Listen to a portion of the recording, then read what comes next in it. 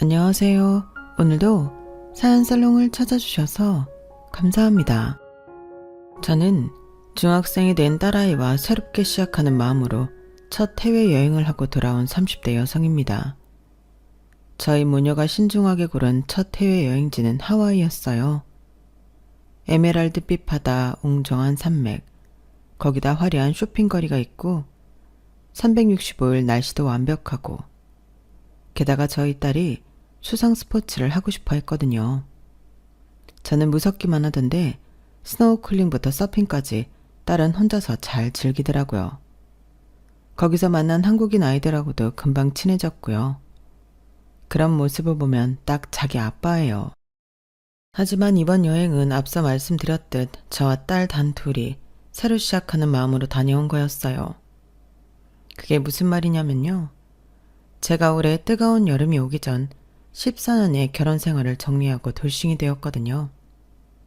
쉽지 않았던 저의 이혼, 한 문장으로 설명드리면 요구는 남편이 했으나 결정은 제가 한 이혼이었어요. 처음에 저는 이혼을 생각지도 않았어요. 이혼을 할 생각이었다면 미쳤다고 10년이 넘는 남편의 수험생활을 뒷바라지 했겠어요. 맞아요. 남편은 오랜 시간 수험생이었어요. 겨우 10년 만에 7급 공무원이 되었죠. 물론 10년 내내 도전한 건 아니에요. 중간에 3년 정도 포기하고 방황도 했어요. 뭐 그래봤자 장수생이지만요. 그럼에도 전 남편을 포기하지 않았어요. 남편 대신 생활비를 벌며 가정을 유지하기 위해 노력했죠. 그런데 남편은 7급 공무원이 되더니 태도가 변했고 결국 이혼을 요구했어요. 그래서 제가 가진 카드를 꺼내들자 두 손 두 발 싹싹 풀며 제게 사과하더라고요. 하지만 뱉은 말 주워 담을 수 없잖아요. 그래서 저는 소송하겠다는 남편을 짓밟고 합의 이혼을 했어요. 그리고 남편을 짓밟는 데엔 저희 친정아빠와 시어머니가 큰 도움이 되었어요. 제가 꺼내든 카드가 무엇이었는지 그리고 아빠와 시어머니는 어떤 도움이 되었는지 궁금하시죠? 지금부터 차근차근 말씀드릴게요. 저는 막둥이로 태어났어요. 아빠가 38에 저를 봤거든요. 그리고 저에겐 위로 10살 차이가 나는 오빠가 있었어요. 사실 저희 부모님은 저희 아빠는 크게 육류를 유통하고 가공하는 회사를 운영했는데 직원이 50명이나 되고 평균 매출이 1,500억 원의 중견기업이었어요. 그래서 일이 너무 바빠 둘째를 가질 생각도 못했대요. 그렇게 10년이 흘렀어요. 사업은 비교적 안정화가 되었고 그래서 둘째를 준비하다가 제가 생긴 거죠. 10년 만에 생긴 아이니 저희 집에서 저를 얼마나 곱게 키웠겠어요? 말도 못하죠. 저는 공주님처럼 컸어요. 더군다나 제가 오빠처럼 영리했거든요. 하나를 배우면 열을 알았죠. 그래서 아빠의 사랑을 한 몸에 받았어요. 우리 딸은 날 닮아서 참 머리가 좋아. 벌써 한글을 읽고 엊그제는 그 어린 놈이 구구단을 9단까지 깨우치더라니까. 그 고사리 같은 손으로 연필을 잡고 구구단을 쓰는데 내가 어찌나 뿌듯하던지. 내가 서울대를 나왔잖아. 우리 집안이 다 학벌이 좋아. 우리 아들도 명문대 준비하잖아. 아마 우리 딸도 그럴 것 같아. 아니 해외로 가려나? 뭐 나도 건실한데 못 보내줄 거야 없지. 아유 장 사장은 좋겠어. 아들이 지금 과학고 다니지? 그래서 영리하다는 건 익히 알았는데 딸까지 그렇단 말이야? 자네는 참 복도 많아. 이러다 둘 중에 후계자 되겠다고 싸우는 거 아니야? 싸우긴 뭘 싸워. 아마 우리 집안이 대대로 크게 사업을 해서 애들도 그럴 거야. 내 사업 물려받는다고 하면 나야 땡큐지. 그런데 내가 볼 땐 아마 자기들 사업한다고 할 것 같아. 어린 것들이 얼마나 야망이 큰지 내가 아주 곤란하다니까. 곤란하다면서 웃기는? 자네 지금 기분 좋은 거 땅도 하늘도 다 알겠다. 영리한 오빠와 저는 아빠의 자랑이었고 아빠는 그걸 지인들 뿐만 아니라 저희 남매에게도 숨기지 않았어요. 그리고 오빠는 과학인재를 양성하는 명문대학교에 갔어요. 그것도 장학생으로 입학했죠. 입학식 날 저희 가족은 총출동했는데 단상에 선 오빠를 보고 부모님은 무척 자랑스러워했고 저는 그 모습이 부러웠어요. 저는 그전에도 오빠를 많이 따라했거든요. 오빠가 책을 읽으면 책을 읽고 운동을 하면 운동을 하고 공부를 하면 공부를 했죠. 하지만 그땐 오빠를 좋아하는 마음이 커서 그랬어요. 좋아하는 오빠와 같이 시간을 보내고 싶은 마음에 그렇게 한 거죠. 그런데 그날 이후로 저의 목표는 완벽하게 오빠가 되었어요. 오빠 혹은 오빠 이상의 사람이 되기 위해 노력했죠. 그렇게 열심히 공부해 외국어 고등학교를 갔어요. 아빠는 외국어 고등학교 합격 소식에 무척 기뻐했어요. 역시 우리 딸이야. 내가 너도 네 오빠처럼 엘리트의 길을 걸을 줄 알았다니까? 그러면서 또 온 동네방네 자랑을 하러 다녔죠. 저는 너무 뿌듯했어요. 게다가 오빠는 명문대를 졸업하고 대기업에 취직했어요. 아빠 입꼬리는 내려갈 줄을 몰랐죠. 아마 우리 딸도 대기업에 가서 배우다가 큰일을 하게 되지 않을까 싶어. 딸이지만 야망이 엄청난 아이거든. 하지만 아빠의 바람은 이루어지지 못했어요. 저는 엘리트의 길을 걷지 못했죠. 저는 그토록 노력해서 입학한 외국어 고등학교를 자퇴하게 되어요. 왜냐하면 건실했던 아버지의 사업이 무너지게 되었거든요. 룡요 사업의 치명적인 바이러스성 전염병 구제역이 유행하게 되었어요. 그러면서 아빠의 사업은 휘청거리는 정도가 아니라 완전히 자빠지게 되었죠. 아빠는 사업을 회복하기 위해 엄청난 노력을 했어요. 매일 회사에서 잠을 자고 집에도 잘 들어오지 않았죠. 그렇게 몇 달이 흘렀어요. 그 몇 달 동안 아빠는 그 어떤 직원도 자르지 않고 오히려 그들에게 빚을 내 월급을 주며 회사를 유지하려 했어요. 하지만 그건 아빠에게 큰 타격을 주었죠. 사업이 결국 무너져 폐업을 하게 되었거든요. 아빠는 엄청난 빚더미에 앉게 되었어요. 아빠는 결국 압류가 되기 전에 파산 신청을 했어요. 불행 중 다행으로 살던 집만 지키게 되었죠. 살던 집이 엄마 명의로 되어 있었거든요. 그래서 집만 겨우 남게 되었어요. 한순간에 저희 집은 개망초밭이 되었죠. 그러니 제가 학비만 800만 원인 외고를 다닐 수 있었겠어요? 아빠는 제게 정말 미안한 목소리로 전학을 가지 않겠냐고 했어요. 딸아, 미안하지만 다른 학교로 전학 가지 않겠니? 찾아보니까 근처에 좋은 인문계 고등학교가 있다구나. 아니면 실업계도 좋고 요즘엔 바로 취업하려고 실업계 고등학교도 많이 간다더라. 솔직히 저는 그 말을 듣고 무작정 아빠를 미워했어요. 하지만 없는 살림에 꾸역꾸역 살아내려고 노력하고 있는 부모님의 모습을 보니 저도 어쩔 수가 없었어요. 엄마, 아빠, 저 결정했어요. 외고 자퇴할게요. 뭐? 전학이 아니라 자퇴를 하겠다고? 왜? 그래 민영아, 자퇴라니. 여기 인문계 고등학교도 좋은 데가 많아. 그래봤자 외고보다 좋겠어요? 외고보다 알아주겠어요? 고졸 증명이 필요하다면 차라리 검정고시를 볼래요. 아무리 그래도 후회하지 않겠어? 후회 안 해요. 제 자존심에 외고를 다니다 인문계나 실업계 고등학교로 가는 건 허락되지 않았어요.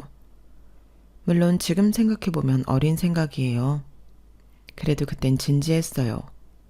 그래서 전 외고를 자퇴하게 되어요. 그리고 대기업에 다니는 오빠는 해외로 도주했어요. 언제부터인가 연락이 되지 않더니 어느 날에는 해외 로밍 서비스로 연결되더라고요. 아빠는 그럼에도 매일 오빠에게 연락을 했어요.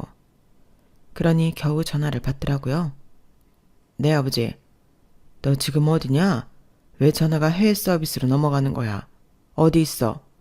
내가 물어보니 다니던 회사 그만뒀다던데 대체 어디로 간 거야? 아버지, 저 외국에 있습니다. 다신 한국으로 돌아가지 않을 거예요. 뭐? 지금 그게 무슨 소리야? 아버지 지금 완전히 망하고 돈 벌 사람 저밖에 없잖아요. 물주가 저뿐인데 제가 어떻게 왜 새 식구 돈줄이 되어야 하는데요? 안 봐도 뻔하잖아요.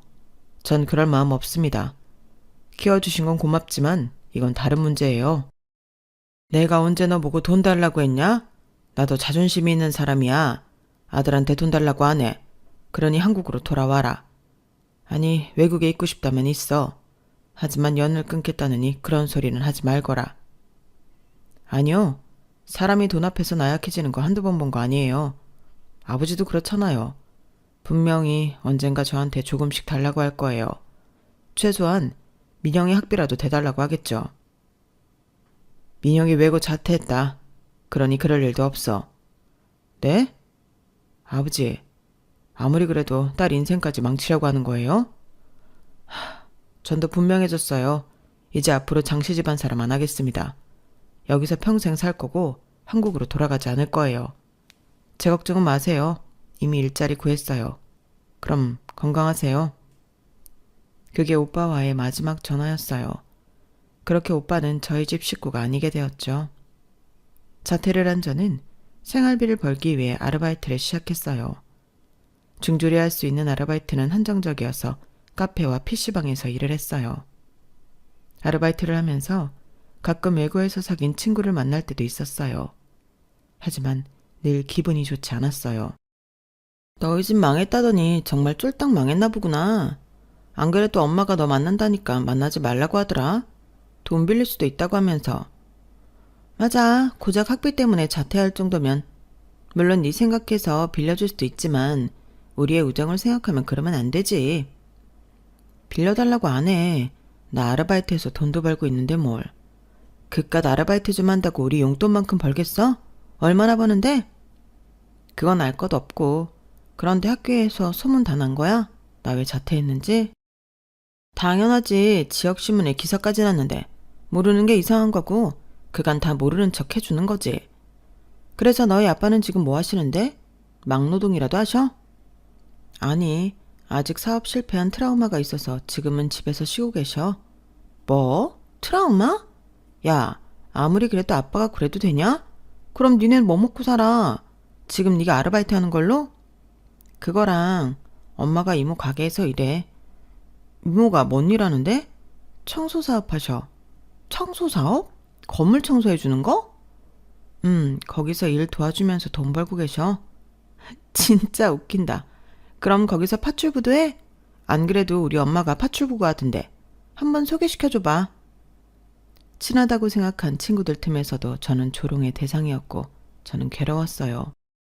주눅 들고 위축되었죠. 그래서 점점 친구들을 만나지 않게 되었고 혼자 고립되었어요. 그러자 아르바이트 하는 곳에서도 실수가 잦아졌어요. 사장에게 자주 혼났죠. 그때 저를 보듬어준 한 사람이 있었어요. 그 사람은 같이 카페에서 아르바이트를 하는 4살 위 대학생으로 제가 아르바이트를 시작하기 전부터 그곳에서 일을 해왔어요. 하지만 곧 군대를 갈 예정이어서 같이 일할 시간이 얼마 남지 않았죠. 하지만 저는 그 사람을 좋아하게 되었어요. 제가 먼저 고백을 하자 곧 군대를 갈 것이라며 거절하더니 그러면서도 저와 거리를 두지 않더라고요. 그래서 이럴 거면 사귀든지 아니면 모르는 사이처럼 해달라고 그랬죠. 정말 군대 기다릴 수 있겠어? 내가 너무 미안하잖아. 어차피 만나고 싶은 사람도 오빠 말고 없어요. 그렇게 저희 열렬한 사랑에 저희는 사귀게 되었고 사귄 지 2달 만에 남자친구는 군대에 갔어요. 저희는 2년 동안 하루도 빠짐없이 편지를 주고받으며 사랑을 확인했고 제대 후 평범한 연애를 했어요. 하지만 그 평범한 연애도 오래가지 못했죠. 남자친구가 제대를 한 지 6개월도 되지 않아 제가 임신을 하게 되어요. 그리고 제 임신 사실을 처음 눈치챈 사람은 저희 엄마였어요. 너 요새 잘 못 먹는다? 계속 잠만 자고. 그러게 몸이 안 좋네. 일을 많이 해서 그런가? 나 아르바이트 시간 늘렸잖아. 너 혹시? 아니다. 설마 그럴 리가 있겠어? 엄마는 아니다 하더니 어느 날 저 몰래 방에 임신 테스트기를 놓고 갔어요. 저도 혹시나 하는 마음에 확인했죠. 그런데 2줄이더라고요.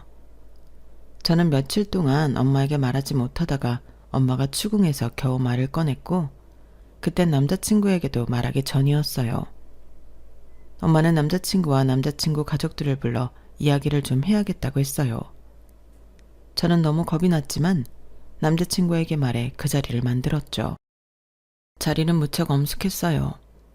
저와 남자친구는 죄인처럼 고개를 숙이고 있었어요. 다들 어떤 말도 꺼낼 수 없어 하는 눈치였는데 남자친구의 엄마가 말을 꺼냈어요. 이미 벌어진 일 어쩔 수 있나요? 결혼시킵시다. 그렇게 쉽게 결정할 문제가 아니지 않습니까? 결혼은 중대한 일이잖아요. 임신도 중대한 일이죠. 저도 압니다. 쉽게 말하는 게 아니에요. 이 애들도 어떻게 됐든 자기들이 책임질 줄 알아야죠. 그건 그렇지만 애들도 너무 어리고 저희는 지금 하나도 준비된 게 없어서. 돈이라면 걱정하지 마세요. 결혼식 올리는 비용은 저희가 다 대겠습니다. 물론 저희도 여유롭지 않아 집까지 못 해드립니다.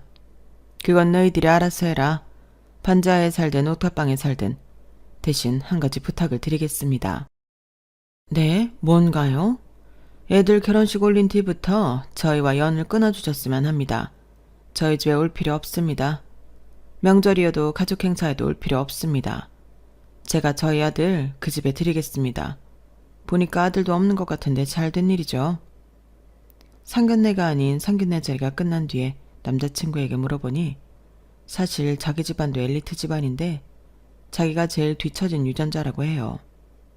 3살 많은 형과 1살 어린 여동생 사이에서 남편은 많은 눈치와 비교를 당하며 살았다고 해요. 사소한 것 하나하나까지 말이에요. 그래서 남자친구 부모님은 남자친구에게 용돈 한 번 제대로 준 적이 없대요. 그래서 부잣집 아들이지만 아르바이트를 한 거라고 했어요. 그래도 남자친구는 대학을 다니면서 장학금도 받고 했는데요. 전액 장학금은 한 번도 받은 적이 없었어요. 그래서 어쨌든 학비를 내야 했는데 그때마다 남자친구 부모님은 남자친구에게 엄청 눈치를 줬어요. 그깟 대학 다니면서 장학금도 제대로 못 받냐는 식이었죠. 그러니까 집안에서 멍청하고 보잘것없는 날 너희 집으로 버린 거야. 남자친구는 끝내 그렇게 말했어요. 저는 안쓰러운 마음이 들었어요. 그리고 몇 개월 뒤에 저희는 결혼식을 올렸어요. 저희 부부는 집을 구할 형편이 될 때까지 친정에서 살게 되었죠. 34평의 집에서 아이까지 5식구가 살게 되었어요. 그리고 남편은 대학교를 자퇴하고 7급 공무원 시험을 준비했어요. 남편은 정말 열심히 준비했어요. 아르바이트도 하지 않고 정말 공부만 했어요. 남편의 공부를 위해 친정엄마는 옷장으로 쓰던 방을 남편의 공부방으로 개조해줬어요. 남편은 하루 종일 공부를 했어요. 아이가 태어난 뒤에도 아이를 전혀 돌보지 않았어요. 하지만 전 서운하다거나 속상하지 않았어요. 오히려 고생하는 남편에게 도움이 되고 싶어서 최대한 남편에게 피해가 가지 않도록 행동했죠. 하지만 남편은 연달아 떨어졌어요. 1번, 2번, 3번의 시험에서 떨어졌고 4번째 시험을 준비해야 했어요. 그때 아이는 4살이 되어 어린이집에 처음 갔어요. 하루 종일 아이와 있다가 아이를 맡기게 되니 여유가 생기더라고요. 그런데 그 여유는 제게 사치라는 생각이 들었어요. 그때까지 저희 생활비는 모두 엄마가 감당하고 있었어요. 저는 그게 솔직히 정말 미안했어요. 그래서 저는 아이가 어린이집에 간 동안에라도 엄마와 같이 이모의 회사에서 일을 하자고 결심했어요. 그렇게 청소회사에서 일을 하게 되었어요. 처음부터 청소일이 수월했던 건 아니에요. 청소일을 하면서 저는 굳이 보지 않아도 되는 꼴을 많이 봤어요. 토사물부터 오물, 동물의 사체까지 정말 이렇게까지 해서 돈을 벌어야 하나 그런 생각이 사무쳤어요. 그래서 울기도 많이 울었고 도망가기도 했어요. 민영아, 어디니? 오늘 여기서 모이기로 했잖아. 아, 엄마, 저 집이에요. 도무지 못하겠어요. 입덧할 때보다 더 힘들어요. 차라리 다른 일을 할래요. 엄마도 그런 일 하지 말고 다른 일 해요. 우리 다시 일자리 찾아봐요. 민영아, 너 독해져야 해. 너 엄마야. 엄마는 애들한테 영웅이고 그래서 뭐든지 할 수 있어. 엄마라고 일이 처음부터 쉬웠을 것 같아? 네 아빠 그렇게 되고 일 처음 시작했을 때 엄마도 울기도 많이 울었어. 하지만 내가 버티면 네가 더 좋은 걸 먹고 더 편하게 잘 수 있잖아. 엄마는 그 생각으로 버텼다.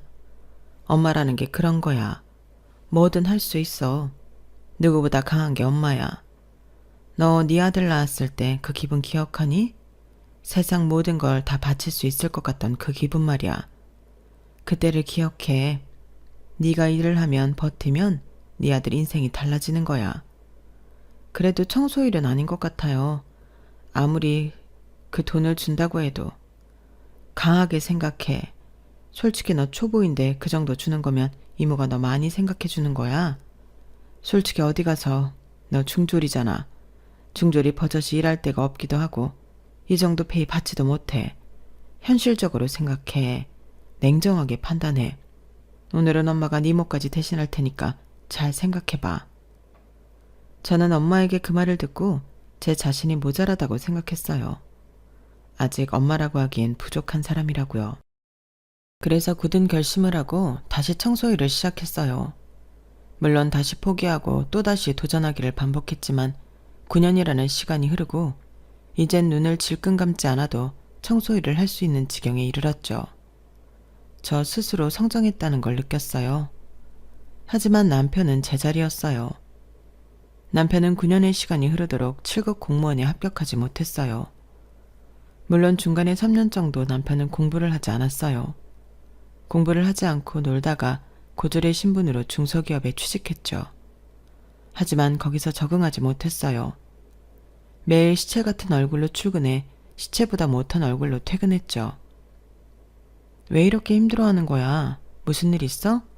회사에서 따돌림 당하고 그러는 거야? 내가 말한다고 당신이 알기나 하겠어? 중졸에 제대로 된 회사도 안 다녀본 주제에 당신은 내가 얼마나 힘들게 회사를 다니는지 눈꼽만큼도 모를 거라고. 그래도 말해봐. 내가 들어주면 당신이 좀 나을 수도 있잖아. 이깟 중소기업도 내가 고졸이라고 무시해. 별 보잘것도 없는 회사면서 말이야. 대학 이야기 하지도 않다가 내가 끼면 대학 시절 이야기하면서 무시하고 실수하면 그새를 못 참고 고졸이라 그런가? 이러고. 그런데 내가 왜 대학을 자퇴했는데? 당신 때문이잖아. 네가 임신만 안 했어도 내가 순조롭게 대학교 졸업했을 거라고. 왜 내가 의도하지 않은 일로 이렇게 무시를 받아야 하는데. 그래서 내가 끝까지 공무원 준비한다고 했지? 이런 식으로 남편은 저에게 막말을 했어요. 그럴 때마다 저는 남편이 회사 생활에 너무 지쳐서 마음에도 없는 말을 한다고 생각했어요.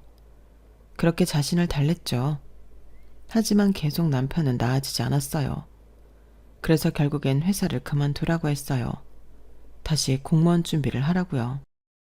남편은 이때다 싶어서 회사를 때려치고 다시 공무원 준비를 했어요. 하지만 계속 떨어졌어요.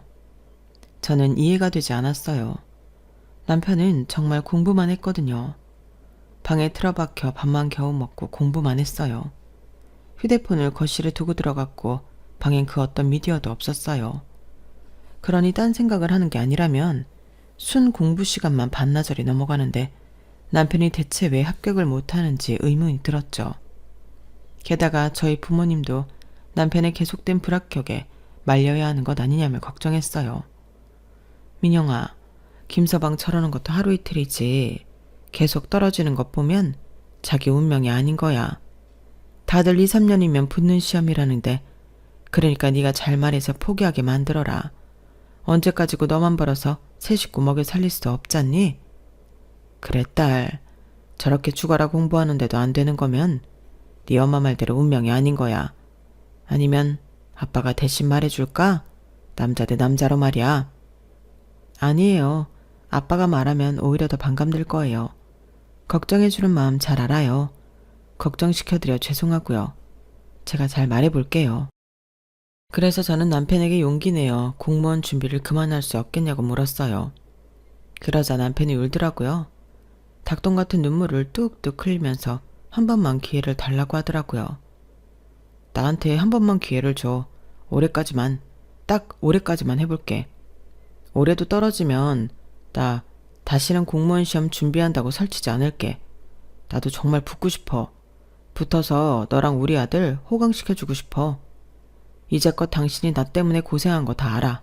아는데 조금만 더 고생해줄 수 없을까? 나 올해는 정말 잘 될 것 같아. 공부도 잘 되고 올해 시험 봤으니 대충 어떻게 나올지도 예상이 돼. 느낌이 좋다니까? 그러니까 이번 한 번만 더 기회를 줘. 나 정말 잘해볼게. 남편의 애원에 저는 마음이 약해졌어요. 그래서 저는 절에 가서 소원을 빌며 소원 촛불을 켜고 왔어요. 그리고 저의 간절한 소원이 닿았을까요? 남편이 7급 공무원 시험에서 합격을 했어요. 남편은 그로써 7급 국세공무원이 되었어요. 저는 너무 기쁘고 속이 시원해서 엉엉 울었어요. 그리고 이제껏 모은 돈으로 남편에게 비싼 양복을 사줬어요. 그리고 남편은 세무서에 첫 출근을 했어요. 기쁜 표정으로 출근을 하는 남편의 모습을 보는 일이 너무 즐거웠어요. 저희 부모님도 한시름 놓으셨고요. 저희 가족에게 이제 앞으로 행복만 찾아올 것 같았어요. 하지만 이상하게도 행복은 길지 않았어요. 남편이 자주 회식을 했어요. 원래 세무서에서 회식이 그렇게 많은지 모르겠지만 워낙 집에 일찍 귀가하던 사람이 새벽에 들어오는 일이 잦았죠. 남편은 이전에 회사를 다닐 때도 회식이 있었는데 그때는 11시가 되기도 전에 집에 들어왔거든요. 요즘 회식이 많나 보네. 그런데 회식이 왜 이렇게 길어? 그래도 당신은 애 아빠인데 좀 일찍 보내줘야 하는 거 아니야? 이 사람이 사회생활을 너무 모른다니까. 신입이 어떻게 상사보다 일찍 가냐? 그럼 욕먹어. 요새 애처가는 칭찬이 아니라 욕이야. 뭘 모르네. 그래도 당신 전에 회사 다닐 때는 일찍 집에 들어왔잖아. 그땐 어차피 그만둘 회사니까 그랬던 거고 지금은 내 남은 청춘을 다 걸 회사니까 맞춰가야지. 당신은 내가 일찍 승진하면 좋은 거 아니야? 내가 요새 얼마나 촉망받는 직원이라고. 촉망받는 직원인 건 알겠는데 그래 나도 당신이 일찍 승진하면 좋지. 알겠어. 회식은 이해할게. 사회생활이니까. 그런데 주말에 자꾸 어딜 나가는 거야? 이번 주도 그렇고 저번 주도 그렇고. 아니 한 달 내내 주말에 집에 없었잖아. 그거야 그것도 사회생활이지. 다들 날 너무 좋아해서 상사들이 말이야. 그래서 자꾸 날 불러내잖아. 그렇다고 집에 있어야 한다면서 안 나가? 가지 말라고? 에이 그러면 승진길 다 막히는 거야. 그래도 주말이니까 얘랑 놀아주면 좀 좋아? 내가 승진하면 누가 좋은데? 당신이랑 우리 아들이 제일 좋은 거 아니야? 지금은 내가 자주 못 놀아주고 그래도 나중에 보면 우리 아들도 다 이해할 거라고. 하지만 남편은 그뿐만이 아니라 집에 있을 땐 휴대폰만 했어요. 그래서 전 혹시 바람이 난 게 아닌가 의심이 들었죠. 당신 너무 휴대폰만 보는 거 아니야? 밥 먹을 때도 그렇고 거실에 앉아있을 때도 그렇고 자기 전까지 휴대폰만 보고 있잖아. 혹시 여자 생겼어? 뭐? 여자? 당신 혹시 소설가야? 소설가로 데뷔해도 되겠어. 내가 지금 여자 만날 시간이 어딨어? 있었으면 좋겠다. 휴대폰 자주 보는 건 커뮤니티에 가입해서 그래. 7급 공무원 커뮤니티에 가입해서 등업된 지 얼마 안 됐거든. 여기 승진하려면 어떻게 해야 하는지 그런 정보들이 엄청 많다고. 그런데 귀한 정보를 놓치면 안 되잖아. 그러니까 자주자주 봐야지. 별소리를 다 하네. 남편은 모두 승진을 위한 거라면서 저를 이해시키려고 했어요. 그리고 정말 휴대폰으로 커뮤니티 사이트를 보여주며 저를 안심시키려고 했죠. 하지만 그런데도 제 의심은 풀리지 않았고 저는 남편에게 둘째를 가지자고 말했어요. 그러자 남편은 학을 떼더라고요. 뭐? 둘째? 지금 우리 형편에 둘째가 가당키나 해? 둘째 가지 생각하기 전에 처가에서 분가할 생각이나 해. 돈 모아서 분가해야지 무슨 소리야. 그리고 난 둘째 생각 죽어도 없어. 당신한테 말하려고 했는데 나 묶을 거야.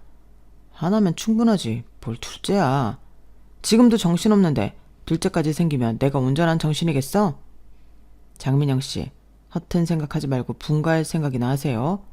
언제까지 남편을 이렇게 불편하게 살게 할 거야?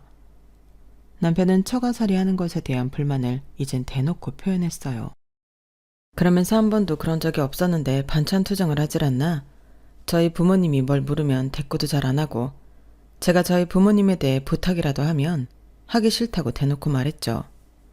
게다가 저희 부모님을 비난하기도 했어요. 밥은? 아, 우리 방금 들어왔어. 이제 준비할 거야. 김서방, 배고프나? 잠시만 기다려. 금방 차려줄 테니까. 아, 장모님, 손은 2번 씻으세요? 어? 방금 일 갔다 왔잖아요. 뭘 만졌을 줄 알고요. 음식엔 항상 청결이 중요하잖아요. 그러니까 2번 씻어야죠. 뜨거운 물로 씻으세요. 세균 다 박멸하게. 남편은 청결을 강조하며 그런 말을 했어요. 그리고 남편은 아빠가 사업 망한 데엔 이유가 있다고 말했죠. 장인어른이 사업비 실패한 건 이유가 있다니까. 아니 지금 육류사업 실패한 지 10년이 지났는데 아직도 저렇게 피해자 코스프레를 하면 어떡해? 가장이잖아. 가장이면 책임감을 갖고 다시 일어나야지. 저렇게 회복력이 없어서야. 그러니 망했지. 나라면 저렇게 안 한다. 나라면 막노동이라도 뛰어서 마누라 자식들 먹여 살렸지. 너무 무책임해. 그런 사람이 어떻게 사업을 했는지 몰라. 아마 성공한 것도 운이었을 거야. 나도 참 재수가 없지. 그때 좀 땡겼어야 했는데 왜 하필 니네 집 다 망하고 널 만나서. 저는 이런 남편의 핀잔이 남편이 처가살이를 오래 해서 그런 것이라고 생각이 들어 분가를 하기 위해 더 열심히 일을 했어요. 그런데 어느 날 남편이 저에게 수십 통 전화를 했더라고요. 여보세요? 무슨 일이야? 나 일하는 중인데. 누가 그걸 몰라? 너 당장 거기서 나와서 집으로 가. 진짜 쪽팔려서. 아직 일 남았는데 왜 그래? 방금 회사 동료가 그 건물 들어갔는데 거기서 널 봤다잖아. 아, 그랬어? 아, 그랬어? 지금 천하태평하게 그런 소리 날 때야? 지금 당장 그 건물 나와서 집으로 가. 언제 또 내 동료 만날지도 모르니까. 아주 날 쪽팔려서 죽게 만들고 싶어? 그러니까 왜 하필 일을 해도 청소 일을 해서? 그렇게 말하고 남편은 전화를 끊었고 저는 속상한 마음에 일을 얼른 끝내고 퇴근했어요. 제가 퇴근을 한 이 남편이 화가 잔뜩 난 채로 집에 있더라고요. 애써 무시하고 화장실로 들어가려는데 남편이 10원짜리 욕을 했어요. 당신 지금 뭐라고 그랬어? 왜? 뭐? 지금 내가 당한 수치와 모멸에 비하면 티끌도 아닐 텐데? 대체 뭐가 수치고 뭐가 모멸인데? 네 존재 자체가 나한테 수치고 모멸이야. 언제까지 그 일 할 거야? 당장 때려치워. 그리고 장모님도 그만두라 해. 당신이 이래라 저래라 할 수 있는 문제가 아니거든. 그리고 당신이 공부한다고 돈 한 푼도 못 벌 때 우리가 뭐 때문에 먹고 살 수 있었는데 이 일 해서 그나마 먹고 살 수 있었던 거잖아. 당신이 공부만 할 수 있었던 것도 우리 엄마가 일해서 그런 거잖아. 그런데 지금 와서 뭐? 수치고 모멸이라고? 장난쳐? 지금 당신이 있는 자리에 어떻게 올랐는데 누가 은혜 갚으라고 그랬어? 적어도 이런 대우는 하지 말아야 할 거 아니야. 아, 그래. 나 때문이다. 나를 위해서 그런 거다. 그러니까 이해를 해야 한다. 웃기는 소리 하지 마. 네가 중졸이라서 이따위 일하는 거지. 그게 왜 나 때문이야. 어떻게 이 집 구석은 정상적인 게 없어. 무책임한 아빠의 청소일하는 엄마의 중졸인 딸에 집안 망했다고 도망간 아들에. 우리 집에 대해서 그렇게 말하지 마. 다들 최선을 다해서 살고 있어. 최선을 다해? 그러면 10년도 더 지난 지금 회복을 했어야지. 지금 너희 집이 가진 게 34평 이 집밖에 더 있어? 너희 가족이 살았던 시절은 반짝이야. 잠깐이라고. 그게 너희 가족 운명이야. 아휴, 말하다 보니 질린다. 너희 집안 참 질려. 그냥 이혼하자. 뭐? 이혼? 당신 진짜 왜 이래? 이 정도 결혼 생활 했으면 앞으로의 미래가 딱 보이잖아. 사이즈 나오잖아. 더 볼 것도 없어. 이혼해. 남들은 처가덕에 승진도 빠르던데 나는 그럴 일도 없고. 어디서 그러는데? 요즘 그런 데가 어딨어? 커뮤니티에 다 나와 있어. 처가덕에 승진한 사람이 한둘이 아니더라. 그걸 알았으면 진작에 너랑 헤어졌을 텐데. 당신 후회하게 될 거야. 뭐? 후회하게 될 거라고. 남편은 제 말에 웃었고 집을 나갔어요. 그리고 전 곧바로 부동산에 갔죠. 부동산에서 부동산 등기부등본과 토지 등기부등본을 뗐어요. 제가 왜 이런 걸 뗐냐고요?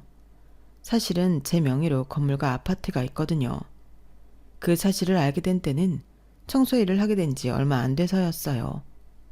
제가 청소일을 처음 했을 때 무척 힘들어했잖아요. 그걸 저희 아빠도 알고 있었어요. 언젠가 아빠가 안방으로 저를 부르더니 제가 부동산에서 뗀 서류와 같은 것을 보여줬어요. 이게 뭐예요? 네 앞으로 둔 건물이랑 아파트 땅이다. 건물은 5층 정도 되고 아파트는 아마 지금 5억쯤 할 거다. 땅은 10,000평 정도 된다. 제 앞으로요? 이걸 왜? 아니, 아빠가 이걸 다 가지고 있었다고요? 아빠가 한때 잘 나갔잖니? 그때 다 모아둔 재산이다. 네 엄마 앞으로는 지금 사는 집과 건물 2채가 있어. 그래도 가치를 따지면 네 앞으로 있는 것들이 더 좋다. 아빠가 파산 신청을 해야 할지도 모른다고 느꼈을 때 폐업하기 한참 전이다. 그 전부터 구제역에 대한 피해를 예상했어. 그래서 이런 조치를 해놓은 거다. 하지만 단지 파산 신청 목록에서 제외하기 위해 이렇게 한 건 아니야. 애초에 너에게 네 엄마에게 줄 재산이기도 했다. 물론 지금까지 내가 관리하면서 수입을 내가 다 가져갔지만 그건 네가 이해해 줄 거라고 생각한다. 지금 아빠가 무슨 말을 하는지 모르겠어요. 간단해. 이건 네 재산이다. 네가 필요하면 언제든지 쓸 수 있어. 그러니 너무 조급해하지 말아라. 지금 하는 일이 버거우면 넌 네가 가진 것들을 관리하면서 살아가면 돼. 그걸로도 충분하지 않니? 저는 솔직히 아빠의 선물에 크게 안심했어요. 아빠의 말대로 지금 제 명의의 것들을 이용하면 충분히 먹고 살 수 있을 것 같기도 했고요. 하지만 꼭 그러고 싶지만은 않았어요. 아빠, 고마워요. 저한테 이런 선물을 줘서 정말 고마워요. 하지만 조금 더 노력해볼래요. 지금 하는 일에 조금 더 용기를 내볼래요. 저 아빠 딸이에요. 이렇게 무너지지 않아요. 지금은 처음 해보는 일이어서 낯설어서 그런 거예요. 이건 제가 필요하면 그때 가져갈게요. 지금은 아빠가 관리해주세요.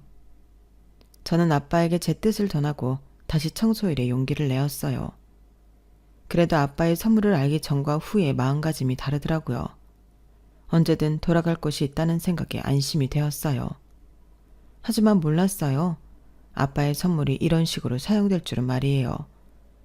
남편은 제가 건넨 서류를 보더니 정말 깜짝 놀랐어요. 정말이야? 이게 전부 네 거라고? 와, 이게 합치면 다 얼마야? 장인어른이 머리를 잘 썼네. 그런데 그동안 왜 말 안 했어? 말했으면 아빠한테 당장 가져오라고 할 거였잖아. 당연하지. 네 이름으로 있는 네 것인데. 그리고 이것만 있으면 우리 이렇게 힘들게 일하지 않아도 되는데. 게다가 우리 아들은 지금보다 더 풍족하게 키울 수 있는데 당연한 거 아니야. 아, 알겠다. 이거 장인어른이 너 이용한 거네. 뭐? 장인어른이 머리 쓴 거라고. 너한테 순순히 털어놓으면서 양심의 가책도 버리고 수입은 그대로 가져가고. 아, 그런 생각이었네. 대체 우리 아빠를 어떻게 생각하는 거야? 세상 사람들이 다 너 같은 줄 알아? 그게 아니면 이 상황을 뭐라고 설명해야 해? 순진한 거야, 멍청한 거야. 이 어마어마한 걸 눈앞에서 놓치고 있고 말이야. 당장 장인어른한테 말해서 이 수입 다 가져오고 넌 건물주하고 난 건물주 남편 되어서 승진도 하고. 안 그래? 건물주 남편이면 승진이 돼? 안 될 게 뭐가 있어. 뭐라도 지금보단 되겠지. 안 그래? 청소부 남편보다 건물주 남편이 100배 1000배 낫지. 아, 그리고 이 돈이면 분가하고도 남겠다. 내가 7급 공무원 되니까 일이 술술 풀리네. 남편은 그렇게 말하면서 좋아했어요. 저는 서류를 쳐다보며 기뻐하는 남편에게서 서류를 빼앗았어요. 그리고 남편이 보는 앞에서 쭉쭉 찢었죠. 남편은 그 재산이 영영 사라지는 것처럼 절규했어요. 이게 무슨 짓이야?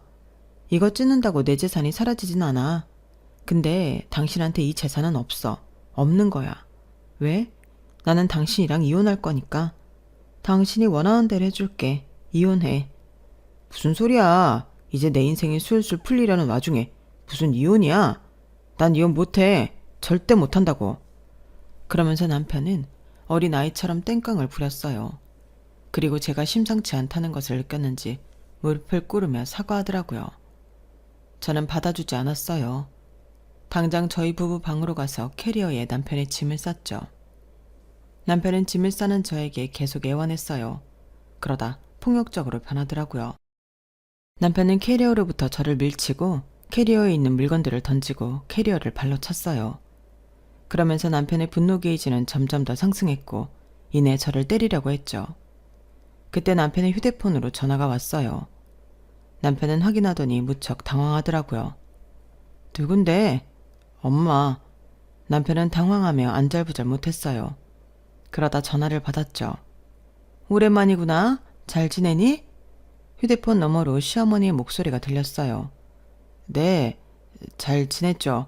어머니도 잘 지내시죠? 우린 잘 지낸다 무탈하게. 너 이혼한다며? 네? 아니요. 어디서 그런 소리를 들으셨어요? 아니에요. 제가 이혼을 왜 해요? 이혼해라, 합의해서. 며느라기 재산엔 손도 대지 말고. 그렇게 하면 집으로 와도 좋아. 집에서 지내게 해주마. 길바닥에서 족보도 없는 개처럼 지내고 싶으면 소송해라. 네?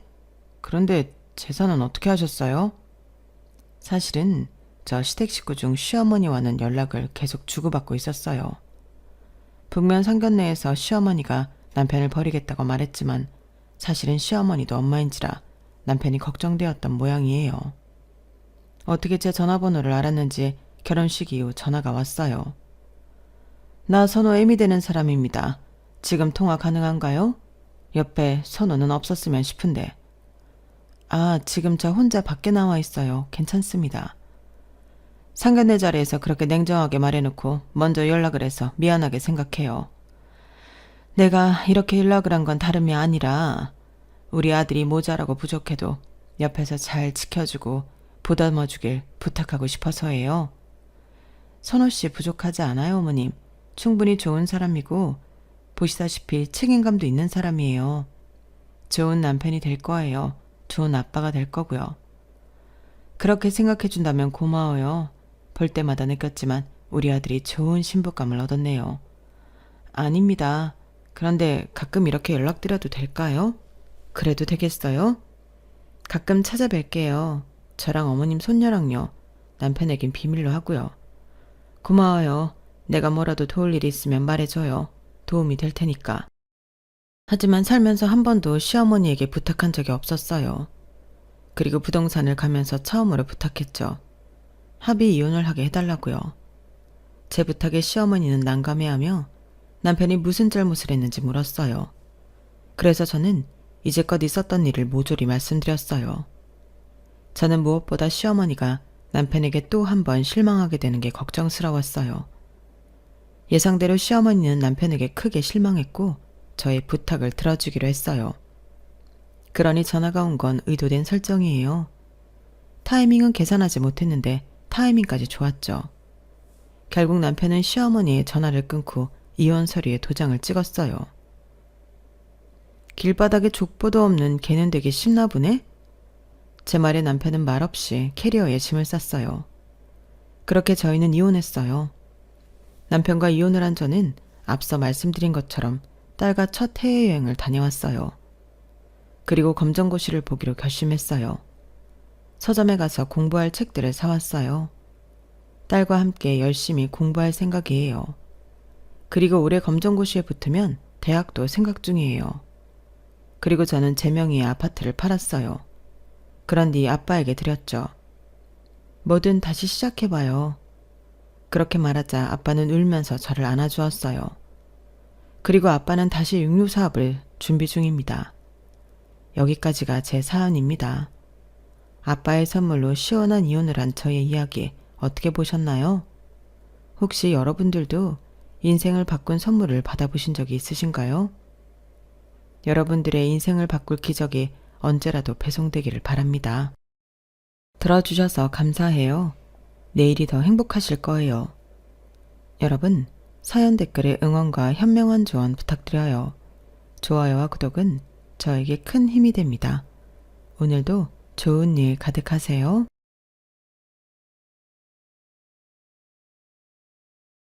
안녕하세요.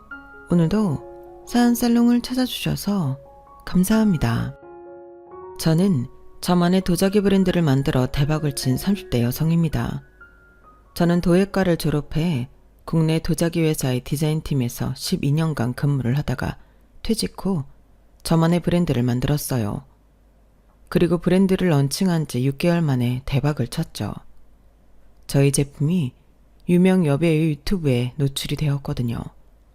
그래서 지금 저희 제품, 제 브랜드는 여성분들 사이에 주부들 사이에서 핫하게 되었어요. 그래서 지금 6개월까지 주문이 예약된 상황이에요. 그런 식으로 마케팅을 할 의도는 없었는데 하늘이 저를 도왔나 봐요. 왜냐하면 다른 분들도 마찬가지겠지만 제가 이 브랜드를 런칭하기 위해서 이를 갈았거든요. 뼈를 갈았다고 해도 무방해요. 왜냐고요? 이건 개인적인 일인데요. 제가 2년 전에 억울하게 이혼을 당했거든요. 사실 이혼이라는 게 결혼도 마찬가지지만 결혼이나 이혼을 하는 두 사람의 의견이 가장 중요하잖아요. 그런데 저에게 이혼은 그러지 못했어요. 저는 철저하게 이혼당했죠. 저는 합의이혼을 했는데요. 그 말이 무색할 정도였어요. 전 시어머니에 의해서 이혼당했어요. 시어머니가 제 이혼의 구화를 차지하죠. 저는 억울하게 이혼을 당하고 그 억울함과 서름을 기반으로 회사를 퇴사한 뒤에 이를 악물고 브랜드를 런칭했어요. 그러니 제가 잘 되게 된 건 이상한 일이 아니죠. 그렇게 저는 멋진 커리어우먼이 되었어요. 이혼녀라는 타이틀은 제게 약점이 되지 못했죠. 그리고 저의 그 소식은 헤어진 전 남편에게 크나큰 치욕을 주었어요. 어떻게 치욕을 주었는지, 그가 무슨 일이 있었는지 궁금하시죠? 그 사연을 들려드릴게요. 저는 가구회사에 다니는 아버지와 할아버지의 목재소에 근무하던 어머니 밑에서 이녀 중 장녀로 태어났어요. 외할아버지의 목재소가 오랫동안 아버지가 다니던 가구회사와 거래를 했거든요. 그래서 그 인연으로 만나 이 두 사람이 결혼을 하게 된 거예요. 어머니는 아버지와 결혼을 한 뒤에 할아버지를 떠나 주부로서 아버지를 내조하는 데 전념했어요. 그리고 결혼과 동시에 저를 임신해 태교에 집중했죠. 어머니는 저와 3살 터울의 여동생이 중학생이 될 때까지 주부로서 살림을 하고 육아를 했어요. 아르바이트도 하지 않았고 취미생활도 전혀 없었죠. 특히나 아르바이트는 아버지가 금지하다시피 했어요. 그러다 저희가 이제 중학생이 되어 손이 덜 가게 되니 그제서 취미를 배우기 시작했어요. 스포츠 댄스부터 서예, 그림까지 다양하게 배웠어요. 문화센터에서 하는 대부분의 강좌를 다 섭렵했죠. 그리고 난 뒤에 이제는 같이 문화센터를 다닌 동기들에게 물어물어 공방 같은 데도 다녔죠. 그래서 뜨개질, 가죽공예, 도예 같은 것들을 배웠어요. 저는 가끔 시간이 되면 어머니를 따라가곤 했어요. 동생은 그것보다 친구들과 노는 걸 더 좋아해서 가지 않았지만 저는 어머니가 즐겁게 배우는 게 대체 뭔지 궁금했거든요. 그래서 저도 뜨개질이며 가죽공예며 해봤어요. 그러다 도예를 배웠는데 온몸에 전율이 흐르는 기분이 들었어요. 차갑고 축축한 흙덩이를 만지는 기분이 말로 표현할 수 없을 정도로 좋더라고요. 그리고 제가 서서히 모양을 만들어가는 게 참 재미있었고 마지막에 기계와 도자기를 분리시키는 작업을 할 땐 황홀하게까지 했어요. 그렇게 저는 도예를 사랑하게 되었어요. 어머니가 도예를 배우러 갈 때는 꼭 함께 갔죠. 그리고 어머니가 수영에 빠지게 되어 도예를 그만두게 되었을 땐 정말 슬펐어요. 그리고 그제서 어머니에게 도예를 배우고 싶다는 말을 했어요. 하지만 어머니는 제가 공부를 할 시간도 부족해질 텐데 도예 학원에 다니는 건 너무 무리한 짓이라고 말했어요. 더구나 제가 그 당시 공부를 잘하는 편도 아니어서 부모님은 제가 헛바람이 들었다고 생각했어요. 그래서 제가 제안을 했죠. 전교 1등이 되면 도예를 배우게 해달라고. 대학도 도예과로 가게 해달라고 말이에요. 솔직히 그 당시 부모님은 속으로 저를 비웃었을 거예요. 그래서 그렇게 하라고 한 거겠죠.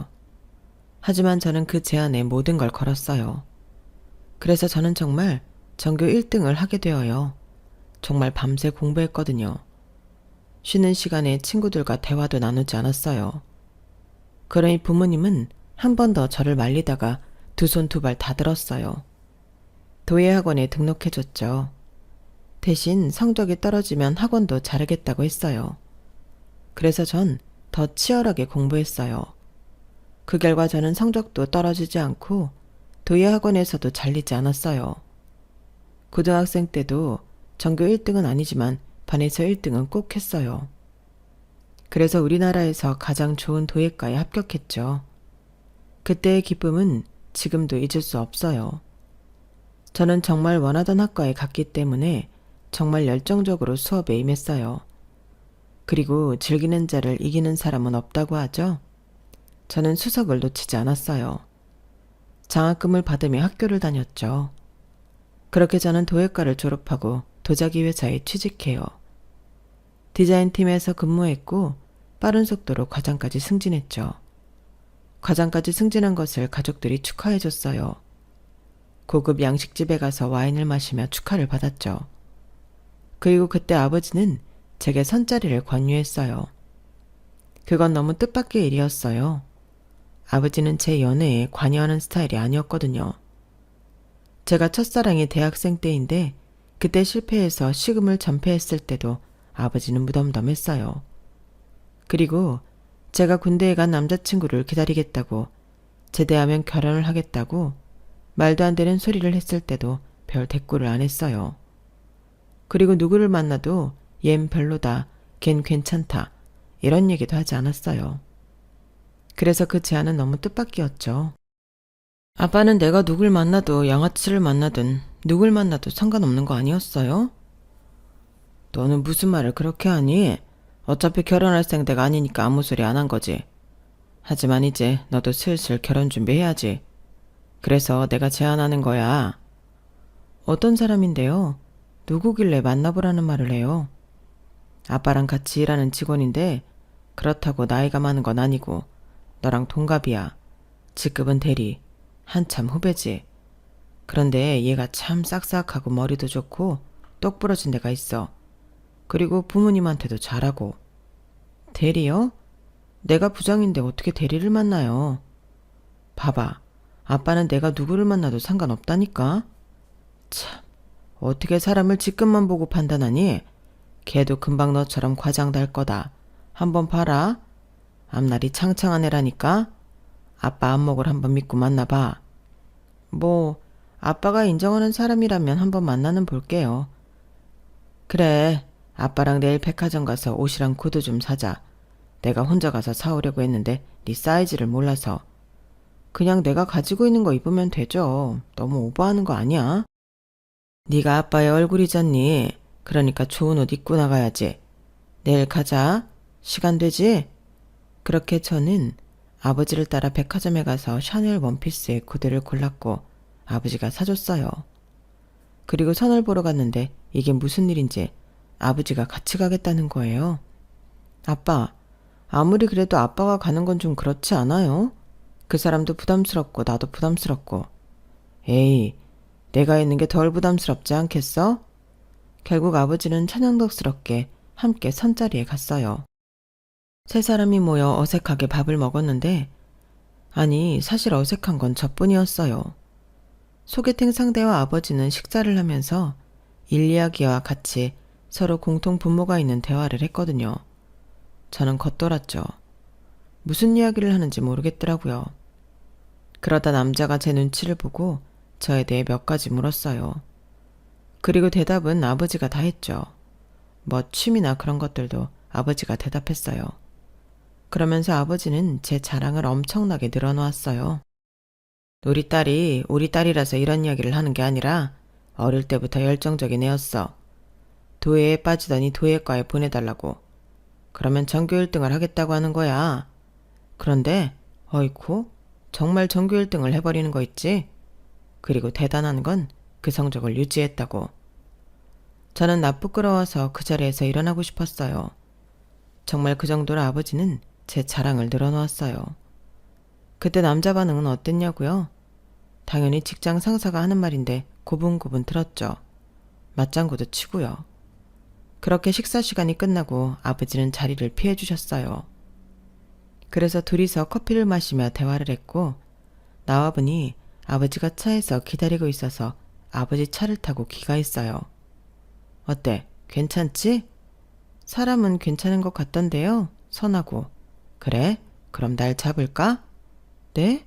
뭐가 그렇게 급해요? 괜찮으면 날 잡는 거지 뭐. 너도 나이가 있는데 애도 생각하면 금방금방 해야지. 저는 솔직히 아버지의 그 말이 그냥 하는 말이라고 생각했어요. 그래서 일단 좋은 사람 같으니 편하게 몇 번 더 만났죠. 그렇게 한 달쯤 지났을까요? 아버지가 날짜를 잡아온 거예요. 저를 서재로 부르더니 이 날짜 중에 어떤 날짜가 좋겠냐고 물어보더라고요.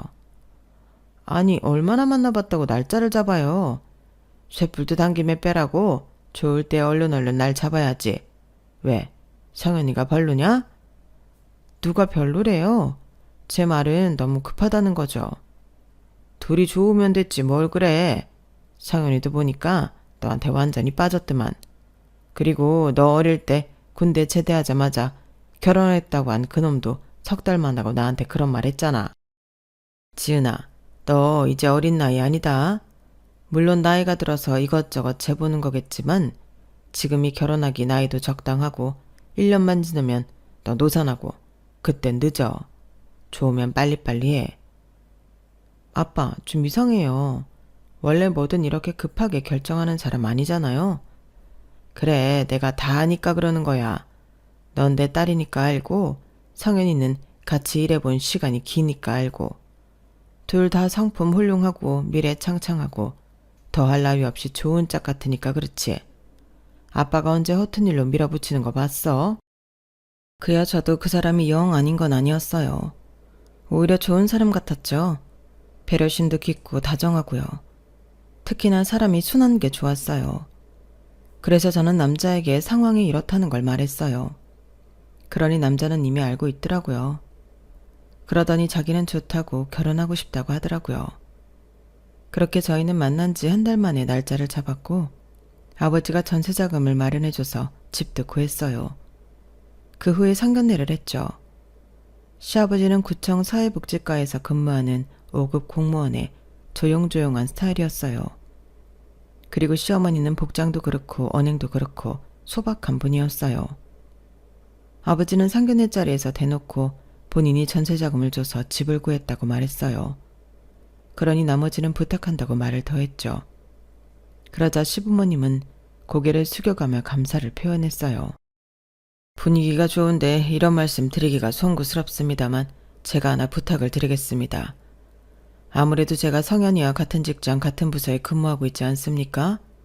그런데 저희가 이제 가족이 되어 장인어른 사위관계가 되면 같은 직장 같은 부서에서 일하는 게 조금 불편할 겁니다. 그래서 부탁드리는데 성현이가 일을 그만두는 게 어떨까 싶습니다. 성현이는 아직 앞날이 창창하니 아직도 빠를 거고 이직을 한다면 제가 뒤에서 열심히 도울 겁니다. 그리고 만에 하나 다른 일을 한다고 해도 서포트할 겁니다. 어떻습니까? 그 말에 저도 당황했고 시부모님도 당황했어요. 그러자 남편은 이미 아버지의 뜻을 알고 있었는지 담담하게 말하더라고요. 걱정 마세요. 오래전부터 하고 싶었던 사업이 있어요.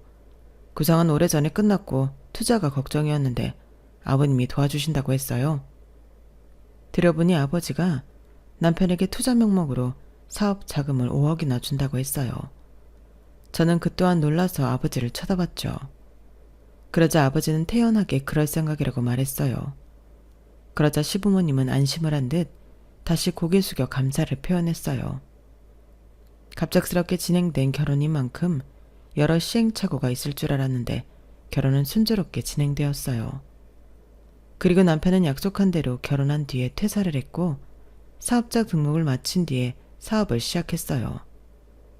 그런데 지금쯤 되면 여러분들이 의문이 드실 텐데요. 저희 집이 부자인 건 아닌가 하는 의구심이 드실 것 같아요. 결론적으로 말하자면 네, 그럴지도 모르겠어요. 저희 아버지가 유산으로 1만 평 땅을 소유하고 있거든요. 그리고 그 1만 평의 땅을 임대 주고 있어요. 그래서 매달 월세를 받는데 게다가 저희 아버지는 가구 회사의 상무직을 맡고 있으니 저와 제 여동생은 부족함 없이 컸죠.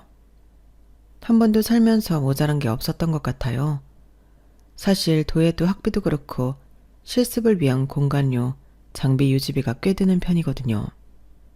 그걸 밀어붙일 수 있었던 것도 저희 친정이 꽤 찰기 때문이었어요. 게다가 제 동생은 악기를 하거든요. 바이올린 전공이에요. 유학도 다녀왔죠. 지금은 한 오케스트라에 소속되어 있어요. 그만큼 저희 친정은 유복해요. 그래서 친정에서 전세자금을 대주고 사위의 사업자금을 대주는 일이 가능했던 거죠. 그리고 저희 친정은 이후 도련님이 결혼했을 때 크게 해줬어요. 아버지가 다니는 가구회사에서 도련님의 신혼가구를 전부 맞췄는데 모두 아버지의 선물이었어요. 그리고 아버지는 축의금을 1,000만 원이나 했죠. 또 결혼을 하고 4년 동안 시부모님 생신 때 명품 선물을 보냈어요. 그리고 사실 이건 시부모님은 모르는 일인데요. 시부모님이 가구와 가전을 다 해서 집을 채워준다고 했잖아요.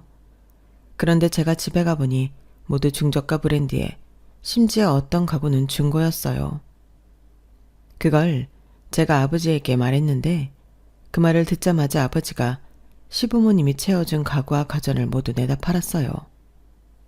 그리고 모두 최고급으로 다시 맞춰줬죠. 이렇게 아버지는 저희 시부모님에게 사돈으로서 최고의 서비스를 했어요. 하지만 그뿐만이 아니었어요. 아버지는 저에게 늘 시부모님에게 잘하라는 말을 해서 저는 무척 노력했어요. 아버지가 시부모님 생신에 명품 선물을 해주지만 저 또한 생신 선물을 드렸어요. 고급 청소기며 안마의자, 식기세척기 같은 것들을 선물해줬죠. 그리고 어버이날 때는 패키지로 해외여행을 보내드렸어요. 아시는지 모르겠지만 어버이날 연휴에는 평소보다 가격이 비싸요. 그리고 저희 시부모님이 이사를 하셨는데 그때 전세자금 때문에 직접 이사를 하겠다고 해서 제가 포장이사와 입주 청소를 불러줬고 세탁기와 건조기를 사줬어요. 이 정도면 정말 1등급 며느리 아닌가요? 하지만 또 있어요. 저희 아버지가 결혼할 때 남편에게 사업자금 5억을 줬다고 했잖아요. 거기서 끝난 게 아니라 결혼 생활 4년 중 3년 동안 2억, 2억, 1억을 투자 명목으로 줬어요. 그런데 왜 1년은 안 줬냐고요? 사실 안 준 게 아니에요. 못 준 거죠. 왜냐하면 그때 저희 친정이 경제적으로 무척 힘들었거든요. 저희 아버지가 제가 결혼을 한 지 2년쯤 되었을 때 다니던 가구회사에서 퇴직을 해요. 그 후에 소유한 땅이 있던 지역으로 귀촌을 해 1만 평을 농사짓기 시작했죠. 사실 무척 무모한 일이었어요. 제대로 농사에 대해 공부하지 않고 밀어붙였으니까요. 토양 분석도 하지 않았고 그러니 작물 선택도 적절하지 못했어요. 게다가 날씨도 도와주지 않았죠. 그래서 첫 해에 평균의 절반도 수확하지 못했어요. 그 해에 아버지는 남편에게 겨우 1억을 투자했어요. 제가 하지 말라고 그랬는데 아버지는 기어코 사위를 위해 그렇게 하더라고요. 그리고 그 다음 해엔 흉년이었어요. 수입은 무슨, 인건비에 이래저래 나가는 돈을 따지면 마이너스였어요. 그 돈으로 생활하기에도 빠듯했어요. 그러니 투자할 돈이 있을 리가 없죠. 그래서 이혼하기 1년 전에는 아버지가 남편에게 투자 자금을 줄 수 없었어요. 아버지는 사위에게 투자하는 게 의무가 아닌데도 남편에게 무척 미안해했어요. 그런데 남편은 아버지가 조심스럽게 올해는 투자할 수 없을 것 같다고 말하자 매우 당황해하고 난감해했어요. 그리고 은근히 짜증을 냈죠. 그러게, 왜 되도 않는 농사를 하겠다고 해선 농사도 해본 사람이 하는 거예요. 제가 그 전에 말씀드렸죠? 아버님은 농사 체질이 아니라니까요. 차라리 땅을 팔고 사업을 하든지 아니면 그냥 원래 그랬던 것처럼 임대를 줬어야죠. 저는 이렇게 될 줄 알았어요. 이렇게 폭삭 망해버릴 줄 알았다고요. 이제 어떻게 하실 거예요? 아니, 제 걱정을 하는 게 아니라 앞으로 어떻게 하실 거냐고요. 계속 농사 지을 거예요? 계속 망하려고요? 지금이라도 다시 임대 주세요. 아니면 팔고 다른 일을 하던지요. 뭐 저한테 투자해도 되고요. 남편은 제가 아는 사람 같지 않았어요. 생판 모르는 사람처럼 아버지에게 차갑게 말했죠. 아버지는 남편의 말에 상처를 크게 받았어요. 정말 땅을 팔아야 하나 그 고민을 하셨어요. 게다가 남편이 아버지에게 막말을 하고 난 뒤 그렇게 자주 아버지를 찾아가던 남편이 발길을 끊게 되자 아버지는 많이 상심했어요. 제가 혼자 찾아갈 때마다 남편은 뭐하냐고 물었고 제가 사업으로 바쁘다고 핑계를 대면 그래, 오기 싫겠지. 장인어른이 이렇게 능력이 없는데 창피하겠지. 그런 말을 했어요. 저는 그게 아니라고 정말 일이 바쁘다고 말하며 아버지의 기분을 풀어주려고 노력했어요. 하지만 그 말은 정말 아버지의 기분을 풀어드리기 위해 없는 말을 지어낸 것 아니에요. 남편은 아버지의 투자자가 없게 되자 무척 바빠졌어요. 사업이 휘청거렸거든요. 저희 남편이 배달 대행 서비스 사업을 했는데 저희 지역에만 3개나 있던 사무실이 1개로 정리되었어요. 그리고 다른 지역의 사무실도 대거 정리되었죠. 직원 수도 절반으로 줄었어요. 그러니 수입은 말할 것도 없었죠. 남편은 회사를 회복시키기 위해서 이른 아침에 출근하고 늦게 퇴근했어요. 그런데 상황은 좀처럼 나아지지 않았죠. 이전보다 매출이 절반 이상 줄어들었어요. 그런데 사정이 이렇게 되니 피해를 보는 건 저였어요. 남편은 제게 밑도 끝도 없이 화풀이를 했어요. 처음엔 저희 부부만의 약속을 대놓고 지키지 않았죠. 사소한 약속들 말이에요. 설거지를 편하게 하기 위해 다 먹고 난 그릇을 물에 담가 놓는 것이나 화장실 변기 커버를 완전히 닫아 놓는 것들을 하지 않았어요. 일부러요. 그리고 나중엔 생전하지도 않던 반찬 투정을 했어요. 맛이 너무 짜다. 이거 너무 싱겁다. 내가 발로 만들어도 이것보다 잘 만들겠다. 그리고 심지어는 보기 좋은 떡이 먹기도 좋은 법인데 제가 만든 음식을 음식물 쓰레기처럼 취급했어요. 그러면서 식사를 거부했죠. 남편은 제가 만든 음식을 먹지 않고 보란듯이 배달을 시키더라고요. 그리고 그걸 치우지도 않았어요. 거실과 부엌에 널브러져 있는 것들을 치우는 건 저였죠. 저는 그런 남편의 모습을 받아들일 수가 없었어요. 사실 남편은요, 그 전까지만 해도 무척 다정하고 저를 많이 배려해줬거든요. 물론 저희가 연애라는 걸 했다고 하기도 민망할 정도로 결혼을 빨리 했지만 그래도 저는 알 수 있었어요. 남편이 다정하고 배려심이 깊은 사람이라는 걸요. 그런 믿음과 확신이 있기 때문에 결혼을 한 거기도 하고요. 그런데 상황이 이렇게 되니 저는 너무 당황스러웠어요. 뭐가 남편의 진짜 모습인지 가늠이 가지 않았죠. 그러는 와중에도 남편은 제가 하는 모든 것들을 오목조목 짚어서 험담을 했어요. 자기야, 그거 어제도 입었던 거 아니야? 아닌데, 어제 옷이랑 다른 옷이야. 참, 자기는 울고든 건지 꿋꿋한 건지 매번 그렇게 비슷한 옷만 입네? 그럴 거면 옷은 왜 사는 거야? 매일 똑같은 것만 입으면 되지. 스티브 잡스처럼. 안 그래? 다른 옷이라니까. 아예 다른 옷이야. 비슷한 구석이 하나도 없는데 잘 봐봐. 아이 참, 가까이 오지 마. 그 덩치에 가까이 오면 놀라잖아. 자기는 이제 항상 저기 멀리 가 있어. 그리고 옷에 대해서 한마디 더 하겠는데 자기가 입는 옷 전부 노티나. 우리 엄마가 입는 옷 같아. 대체 그건 무슨 색이야? 홍시색도 아닌 것이 팥죽색도 아닌 것이. 자기는 그게 정말 예뻐서 입는 거지? 그럼 정말 문제인데. 도자기도 예술 아니야? 예술한다는 사람이 색감 능력이 그렇게 없어서 어떡해? 디자인은 잘하고 있는 거 맞지? 잘하고 있으니 걱정하지 마. 나 동기들 중에 과장으로 제일 먼저 승진한 사람이야. 능력이 없으면 그럴 수 있겠어? 그리고 내가 디자인한 도자기 엄청나게 잘 팔려. 제품들 중에 판매 1위 한 적도 있다고. 수수하면서도 세련된 분위기가 내 특기야. 수수하면서도 세련된 분위기? 누가 그렇게 말해? 수수한 게 아니라 자기는 쉰 거야. 딱 그 느낌이라고. 판매 1위? 글쎄다. 그게 과연 당신 디자인 때문일까? 난 믿음이 안 가는데. 그래서 그렇게 입고 어디 가는데? 잠깐 서류 찾으러 갈 게 있어서 회사에 가려고. 회사에 그 옷을 입고 간다고? 이 사람이 동네 창피하게. 당장 옷 갈아입어. 저번에 내가 골라준 그 원피스 입고 갔다 와. 무슨 잠깐 서류 찾으러 가는데 그 옷을 입고 가. 회사 간다면 회사. 회사 사람들이 자기가 평소에 이렇게 입는 줄 알면 기겁할 거다.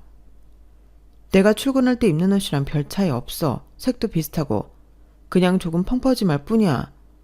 이제야 인정하네. 자기 옷이 거기서 거기라는 거? 그래. 자기가 출근할 때 입는 옷도 쉰내가 풀풀 날 것 같은 색이긴 하지. 하지만 이 옷은 절대 아니야. 절대 안 돼. 지금 당장 갈아입어. 내가 사준 원피스까지는 아니더라도 깔끔하게, 깔끔하게 입고 가라고. 남편은 저를 옷방으로 끌고 가 저를 집어넣고 문을 닫았어요. 문을 열려고 하니까 앞에서 막고 있더라고요. 제 덩치도 덩치지만 남편 덩치도 만만치 않거든요. 그래서 문이 좀처럼 열리지 않아 저는 결국 남편이 사준 원피스가 아닌 다른 옷을 입었어요. 다 갈아입었어. 제가 그렇게 말하자 남편은 문을 빼꼼 열고 제 옷을 확인하더니 안도의 한숨을 쉬고 방문을 열었어요. 서류만 확인하고 올 거야? 그럴 것 같은데. 왜? 혹시 밥 먹고 오나 해서. 웬일이야? 내 밥을 신경 쓰고. 요새 우리 같이 안 먹잖아. 그렇지. 아니, 같이 먹자는 게 아니라 자기 밥 먹을 때 앞니로 먹는 습관 고치라고. 어디 가서 그러지 말라고. 그거 진짜 할머니 같고 보기 싫어. 그리고 빨대 쓸 때도 너무 할머니처럼 하지 말고. 아직 30대인데 그러면 어떡해? 우리 엄마도 그렇게는 안 한다. 얼마나 고상하게 먹고 마신다고. 자기도 알잖아. 그러니까 밖에서 그러지 말라고. 이제 집안에 돈도 없는데 여기서 더 없어 보이면 안 되잖아? 남편은 그렇게 말하고 현관에서 거실로 사라졌어요. 저는 기가 막혀서 헛웃음을 치고 밖으로 나왔죠. 남편은 계속 그런 식이었어요. 저에게 이유도 모르고 근거도 없는 험담이라고 할까요? 아니면 시비라고 할까요? 아무튼 저를 짜증나게 하는 그런 언행을 지속적으로 했어요. 그리고 그건 제가 어떤 부분을 고쳤으면 해서 말하는 게 아니었어요. 그냥 어떻게 해서든 저를 깎아내리기 위한 거였죠. 이유는 하나였어요. 친정 아버지가 경제적으로 어려워지게 되면서 남편의 사업에 투자를 못했다고 했잖아요. 저는 그게 분명하고 유일한 이유일 거라고 생각했어요. 아버지가 올해는 투자를 못한다고 말했을 때 남편이 아버지에게 막말을 했잖아요. 그러게 왜 농사를 시작했냐? 이러다 완전히 망할 거다. 이런 말을 했잖아요. 게다가 그 뒤에 친정이 발길을 끊었고요. 그리고 아버지 딸인 저에게 들숨에 시비를 걸고 날숨에 앞담화를 까고 또 말씀은 안 드렸지만 남편은 제게 아버지 욕도 했어요. 애초에 농사를 시작한 것부터 잘못이라고. 멍청하게 농사의 농자도 모르면서 달려드냐고 나이값을 못한다고 그랬죠. 심지어는 자기 사업이 이렇게 흔들리는 게 저희 아버지 탓이라고 했어요. 그러면서 저라도 사업에 투자하라고 그랬죠. 그래서 제가 어떻게 했냐고요? 참 어리석게도 저는 남편에게 5천만 원을 투자했어요. 사실 저에게도 5천만 원이라는 돈이 적은 돈이 아니었어요. 몇 년을 모아놓은 돈이었죠. 지금 생각해보면 제가 아버지의 소개로 만난 인연이지만 남편을 참 사랑했던 것 같아요. 물론 지금은 후회해요. 왜 그 돈을 빌려줬는지 뭘 믿고 그랬는지 이해가 되지도 않고 이해하고 싶지도 않아요. 더군다나 남편은 제가 준 5천만 원을 가지고도 회복하지 못했어요. 남편의 사업은 더 어려워졌죠. 그러자 남편은 더 난폭하게 굴었어요. 폭력을 쓰고 그랬던 건 아니에요. 더 신경질적으로 저를 대했다는 거죠. 반찬이 이게 뭐야? 이래서 무슨 힘을 내? 최소한 불고기라도 해야 할 거 아니야. 지금 우리가 불고기 먹을 형편이 돼? 군소리 하지 말고 먹어. 뭐? 지금 남편한테 하는 말버릇이 그게 뭐야? 군소리 하지 말고 먹으라고?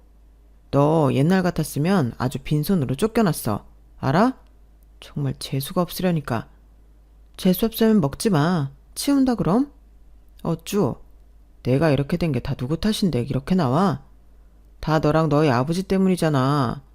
애초에 너희 아버지가 무식하게 농사에 뛰어들지만 않았어도 니네 집이 쫄딱 망하지도 않았고 내가 이렇게 되지도 않았어. 지금 내 사업이 얼마나 힘들어졌는 줄 알아? 힘들어진 건 알지. 아주 잘 알지. 자기 요새 내 카드만 쓰잖아. 문자 날아오는데 모를 수가 있어? 그런데 그게 왜 우리 가족 탓이야? 왜 내 친정 식구들 탓이냐고. 우리 아버지가 자기한테 투자한 금액만 총 8억이야. 그게 적은 돈이야? 적은 돈도 아닌데 그 정도 하면 됐잖아. 나머지는 자기가 할 일이지. 자기 사업 아니야? 그런데 왜 자꾸 우리 친정 식구들 탓만 하는 거야? 탓만 한다고 뭐가 달라져?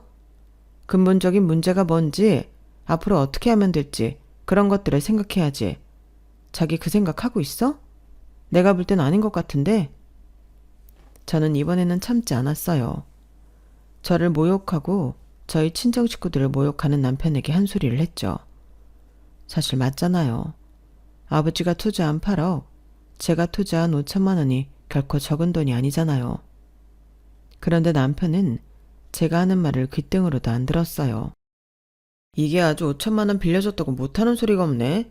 내가 노력을 안 해? 네가 봤어? 봤냐고. 그리고 8억? 네가 사업을 안 해봐서 모르나 본데 8억은 순식간이야. 뒤 돌면 없어지는 돈이라고. 고작 그 정도 투자했다고 떵떵거리면 안 되지. 남편은 여전히 본인 사업이 흔들리는 이유가 저의 아버지 때문이라고 생각했어요. 저는 더 이상 말을 하고 싶지 않아 남편을 부엌에 내버려두고 안방으로 들어갔어요. 남편이 현관을 나서는 소리가 들렸어요. 배째라는 식으로 저는 남편을 찾지 않았어요. 그런데 저를 찾는 사람이 있었어요. 시어머니였어요.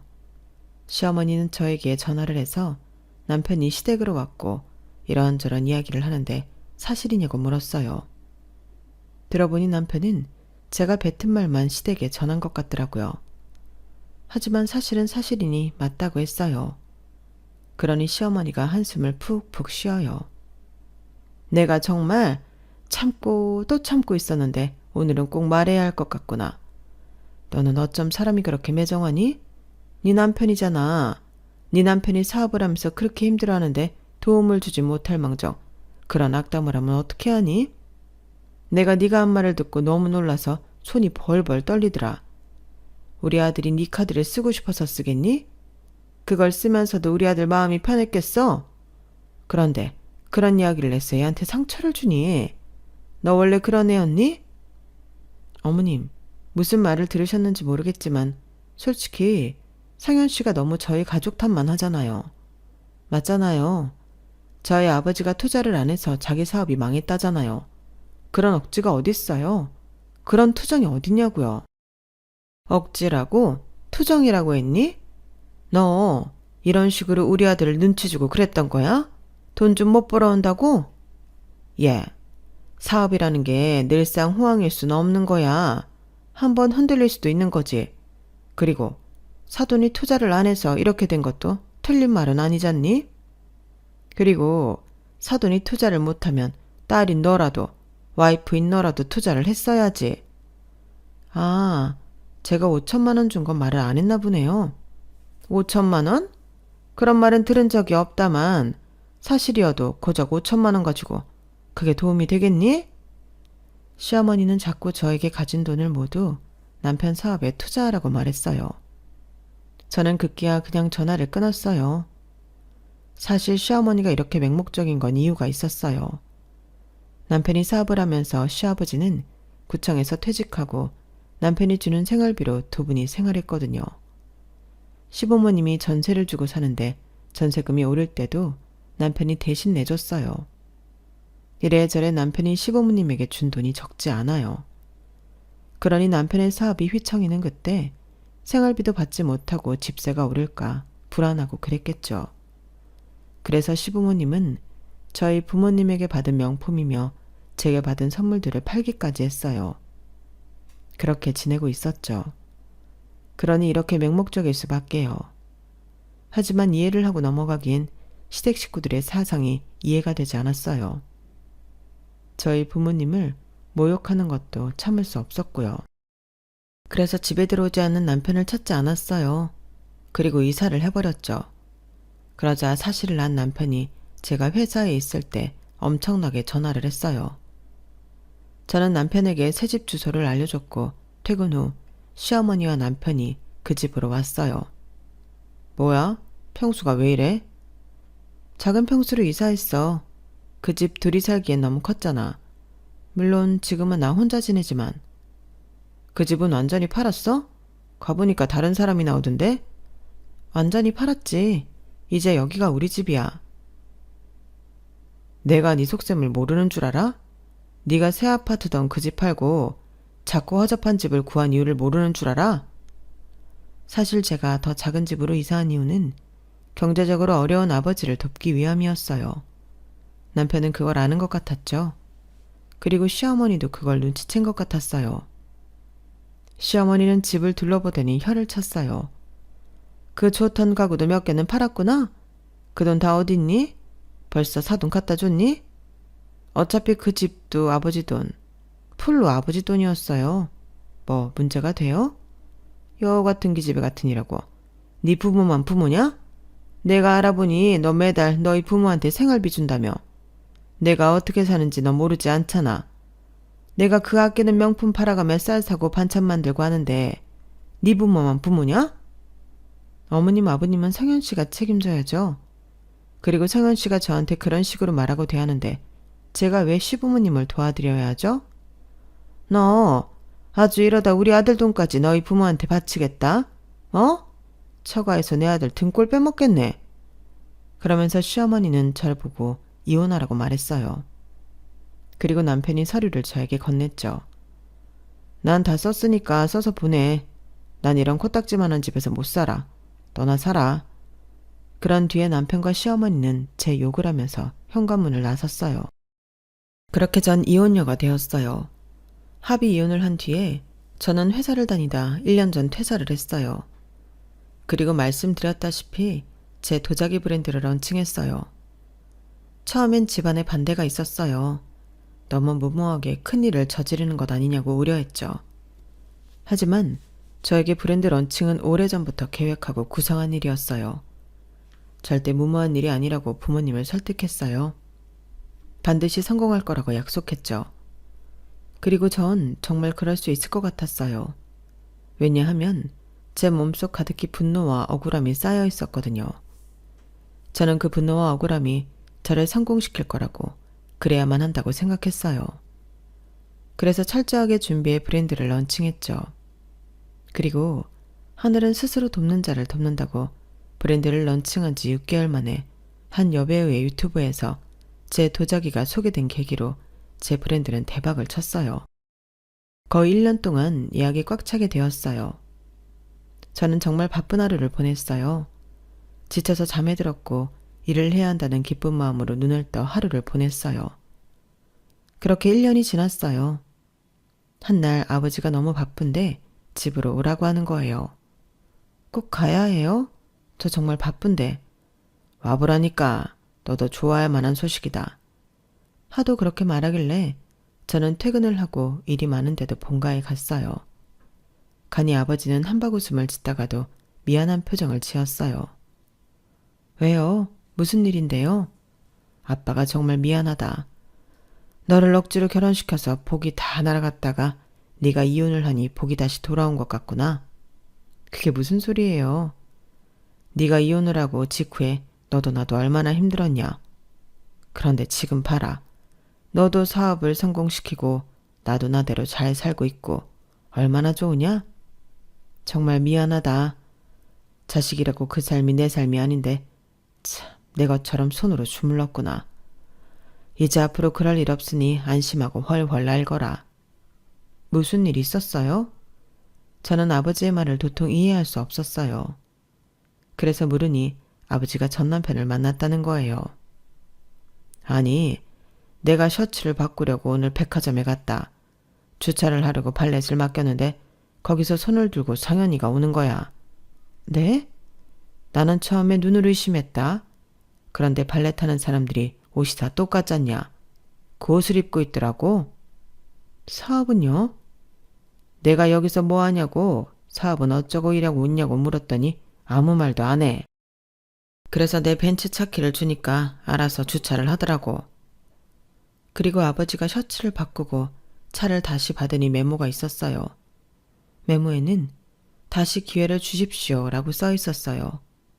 그래서 아버지는 전 남편을 만났어요. 때마침 발렛 파킹 아르바이트가 끝나서 카페로 갔죠. 아버지는 사업에 대해 물었어요. 그래서 사업은 어떻게 된 거야?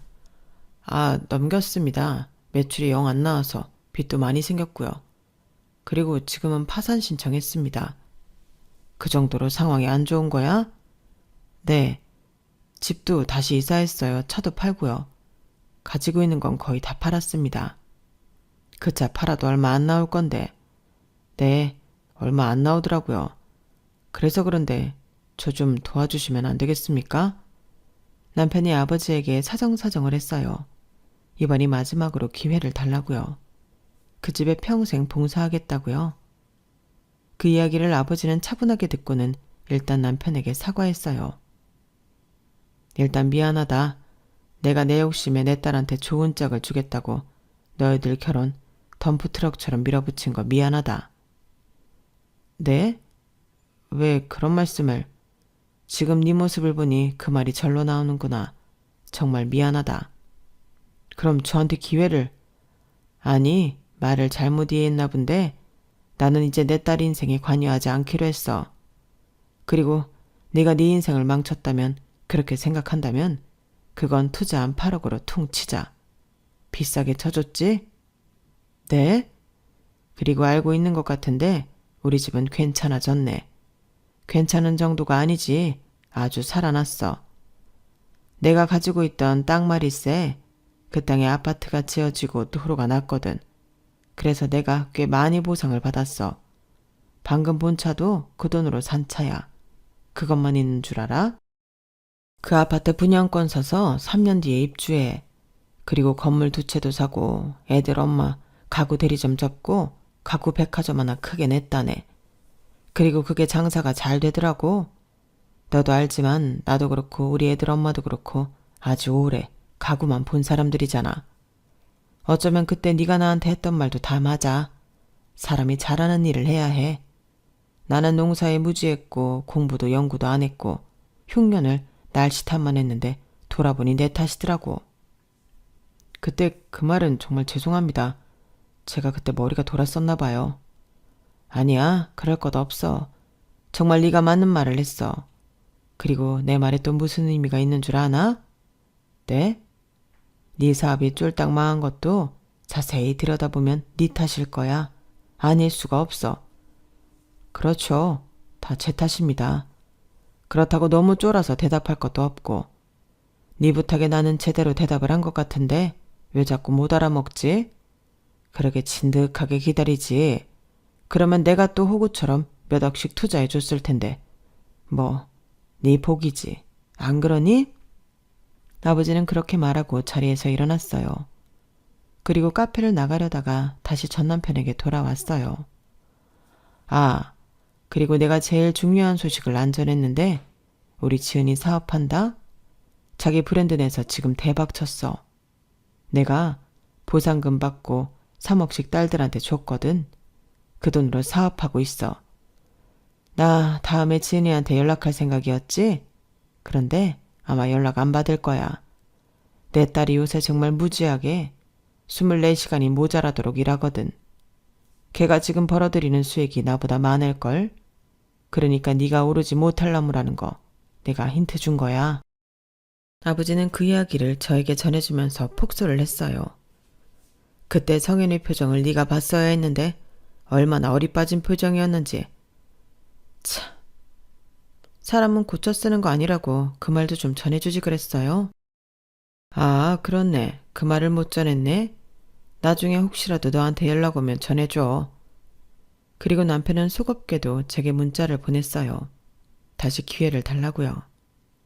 저는 답장을 하지 않으려다가 전화를 했어요. 남편은 제 전화에 당황하는 것 같더라고요. 아버지한테 이야기 들었어. 아버지 만났다며? 뭐라고 하셔? 그냥 너 만났다고. 발레 파킹 아르바이트 하고 있다고. 사업도 망하고 파산 신청도 했고. 그런 이야기 들었지. 지은아, 내가 너한테 미안한 게 참 많다. 정말 내가 너무 어리석었어. 너무 미안해. 다시 한번 기회를 줄 수 없을까? 우리 어른들 속이로 만났지만 좋았잖아. 서로 나쁜 감정 없었잖아. 잘 맞았잖아. 너 나 사랑했잖아. 어떻게 한 번 더 기회를 줄 수 없겠어? 그래, 사랑했지. 사랑했으니까 터무니없는 네 사업에 5천만 원이나 줬지. 그리고 8억씩이나 투자한 아버지한테 진심으로 고마웠지. 그런데 지금까지 내가 너를 사랑하고 있을 거라고 생각했어? 나를 너무 순진하게 본 것 아니니? 기회를 달라고? 나한테나 기회를 줘. 너는 말끔하게 깨끗이 잊어버릴 수 있는 기회. 너는 나한테 잊고 싶은 기억일 뿐이야. 아, 굳이 네가 나한테 도움이 되었던 걸 찾자면 브랜드 런칭에 이를 갈게 해줬던 거? 그건 고마워. 너 아니었으면 나는 엄두도 못 냈을 거야. 그리고 내가 사업을 해보니까 알겠는데 8억이라는 돈? 그거 뒤돌면 없어지는 돈 아니야. 만약 그게 맞다면 네가 사업을 엉터리로 한 거지. 부디 네가 망한 이유를 너한테서 찾길 바래. 저는 그렇게 말하고 전화를 끊었어요. 그리고 남편은 그 이후로 연락이 전혀 오지 않았어요. 쪽팔리겠죠. 그래도 저는 전 남편과 마지막 통화를 한 뒤에 이혼을 당한 것에 대한 서름과 억울함에서 조금 벗어날 수 있게 되었어요. 자유로워졌어요. 여기까지가 제 사연입니다. 여러분들은 자기 인생을 얼마나 자기 힘으로 살고 계신가요? 가장 중요한 일을 다른 사람의 손에 맡기고 계시진 않나요? 여러분들은 저처럼 인생에서 중요한 결정을 남에게 맡기지 마시고 스스로 잘 해나가시길 바랍니다. 진심으로 응원합니다. 제 이야기 들어주셔서 고맙습니다. 항상 건강하세요. 여러분, 사연 댓글에 응원과 현명한 조언 부탁드려요. 좋아요와 구독은 저에게 큰 힘이 됩니다. 오늘도 좋은 일 가득하세요.